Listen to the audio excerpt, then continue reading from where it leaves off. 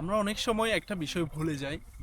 দেশকে এগিয়ে নেওয়ার পিছনে যে মানুষগুলা নীরবে কাজ করে যাচ্ছে, তারা দেশের বাইরে থাকা আমাদের প্রবাসী ভাই বোন। ভাই ভাবেন তো, অচেনা দেশে, অচেনা ভাষা, অচেনা মানুষ, সেখানে দাঁড়িয়ে নিজের ভবিষ্যৎ নয়, দেশের ভবিষ্যতের জন্য তারা ঘাম জড়ায়।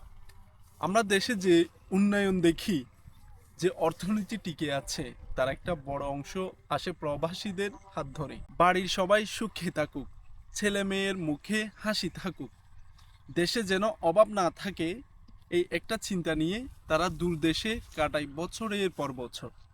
হাজারো কষ্টের মাঝেও মাসের শেষে টাকা পাঠায় দেশে। এটাই রেমিটেন্স, এটাই যে দেশের অর্থনীতির অক্সিজেন। কিন্তু দুঃখের বিষয় হলো, আজও অনেক মানুষ প্রবাসীদের সম্মান দিতে কৃপণ। কেউ কেউ ভাবে ওরা তো বিদেশে টাকা কামায় আর কি। কিন্তু আপনি জানেন কি, তাদের হাসির পেছনে লুকিয়ে থাকে হাজার কষ্ট। তাদের হাসির ভেতর থাকে ঘর ছাড়া মানুষের যন্ত্রণা। তো প্রবাসীদের সম্মান করা, এটা সরকারের দায়িত্ব না, পুরো দেশের দায়িত্ব, পুরো দেশের মানুষের দায়িত্ব। কারণ তারা শুধু টাকা পাঠায় না, দেশকে এগিয়ে নেওয়ার শক্তি নিয়ে আসে।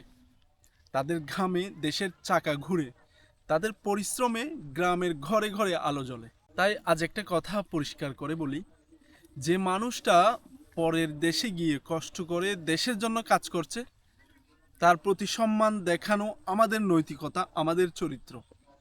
প্রবাসীকে তুচ্ছ নয়, সম্মান করুন, কারণ তারা দেশের রিয়েল হিরো। তো প্রবাসীরা হচ্ছে আমাদের আসলেই রিয়েল হিরো, আমাদের দেশের নায়ক। সো প্রবাসী ভাই বোনেরা, যেখানেই আছেন, যেখানেই থাকুন, যে দেশেই থাকুন, তাদের জন্য দোয়া করুন, তাদেরকে সম্মান দিন, তাদেরকে ভালোবাসুন।